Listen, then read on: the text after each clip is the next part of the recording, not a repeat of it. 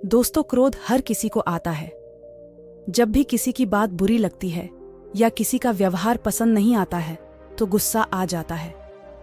और एक बार जब यह आता है तो फिर दिमाग से निकलने का नाम नहीं लेता।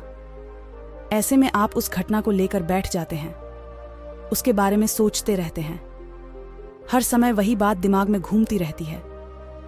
आप किसी से कोई भी बात करें, वह घटना बीच में आ जाती है। ऐसे में आप न चाहते हुए भी उसके बारे में बात करने लगते हैं, उसकी शिकायत करने लगते हैं। और अगर उस समय वहां पर कोई बात करने वाला नहीं हुआ तो आप अपने आप से ही बातें करने लगते हैं, बड़बड़ाने लगते हैं। इन सब से उस व्यक्ति की सेहत पर तो कोई फर्क नहीं पड़ता, पर आपका नुकसान जरूर होता है। लेकिन अगर आप चाहें तो इस स्थिति से बच सकते हैं, इस नुकसान से खुद को बचा सकते हैं। कैसे? आइए जानते हैं महात्मा गौतम बुद्ध की इस कहानी के जरिए। एक बार की बात है, एक गांव में गौतम बुद्ध का प्रवचन चल रहा था। वे कह रहे थे, जब हम क्रोधित होते हैं तो दूसरों को नुकसान पहुंचाने की कोशिश करते हैं, लेकिन उस समय हम इतने आवेशित हो जाते हैं कि हमारी सोचने समझने की ताकत समाप्त हो जाती है।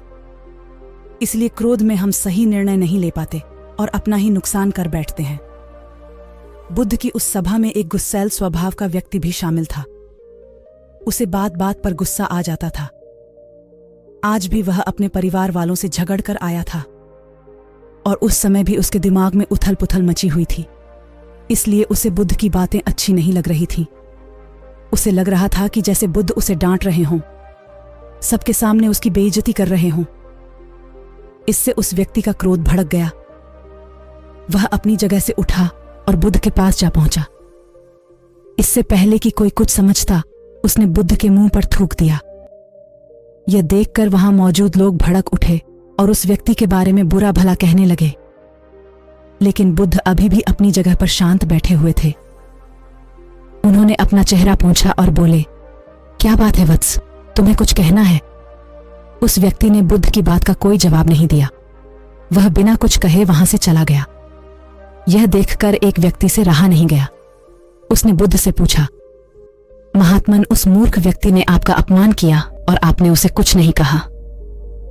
उसकी बात सुनकर बुद्ध धीरे से मुस्कुराए और फिर बोले, तुमने शायद उस व्यक्ति का चेहरा नहीं देखा। वह बहुत परेशान लग रहा था। मुझे लगता है कि वह किसी चिंता में घिरा हुआ था। इसीलिए ऐसे परेशान व्यक्ति को क्या दोष देना। बुद्ध पर थूकने वाला व्यक्ति सभा से उठने के बाद अपने घर चला गया। वह दिन भर बेचैन रहा। उसे अपनी करनी पर पछतावा होता रहा। रात में भी वह सो नहीं पाया और बेचैनी में इधर उधर करवट बदलता रहा। अगले दिन वह फिर से बुद्ध की सभा में गया। वहां पहुंचते ही वह बुद्ध के चरणों में गिर पड़ा और रोने लगा। यह देखकर बुद्ध ने पूछा, क्या हुआ वत्स, तुम क्यों रो रहे हो? वह बोला, मैं वही दुष्ट व्यक्ति हूं जिसने कल आपका अपमान किया था। पता नहीं कल मुझ पर ऐसा कौन सा पागलपन सवार हुआ जो मैं ऐसी घृणित हरकत कर बैठा। कृपया मुझे क्षमा कर दें। बुद्ध बोले, कल की बातें तो कल ही समाप्त हो गईं वत्स। कल के बारे में आज क्या सोचना? अगर मैं उस घटना के बारे में सोचता रहता, क्रोध करता, तो उससे तो सिर्फ मेरा दिल दुखता। तुम्हें उससे कोई फर्क नहीं पड़ता। इसलिए बुरी घटना को याद रखना कोई समझदारी की बात नहीं है। इससे हमारी परेशानियां बढ़ जाती हैं और जीवन ठहर जाता है। इसीलिए अप्रिय बातों और अप्रिय घटनाओं को भूलने में ही समझदारी है। जो व्यक्ति ऐसी घटनाओं को भूल जाता है वही जीवन में आगे बढ़ता है, और जो उनमें उलझा रहता है उसका जीवन चक्रव्यूह के समान हो जाता है, जिसमें से वह चाहकर भी बाहर नहीं निकल पाता है। दोस्तों, गुस्सा करना बिल्कुल ऐसा होता है कि जहर तो आप पिएं और कामना करें कि मर सामने वाला जाए। इसलिए जब भी कभी आपको गुस्सा आए तो इस बात को ध्यान में रखें कि अगर आप किसी से नाराज होते हैं और रूठ कर चुपचाप बैठे जाते हैं तो आप अपना ही नुकसान करते हैं। इससे आपके समय का तो नुकसान होता ही है, आपके शरीर का भी नुकसान होता है। इसलिए अप्रिय बातों और अप्रिय घटनाओं को लेकर बैठना कोई हल नहीं है। बेहतर है कि उन्हें भूलकर आगे बढ़ें।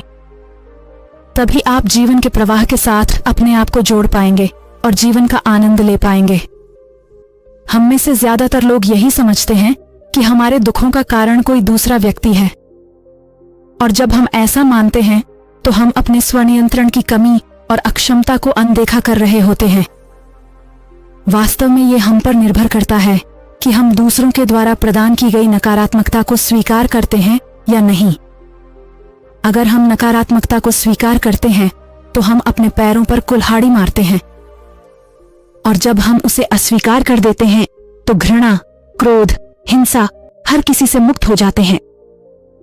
दोस्तों, हमें उम्मीद है कि आपको बुद्ध की ये कहानी पसंद आई होगी।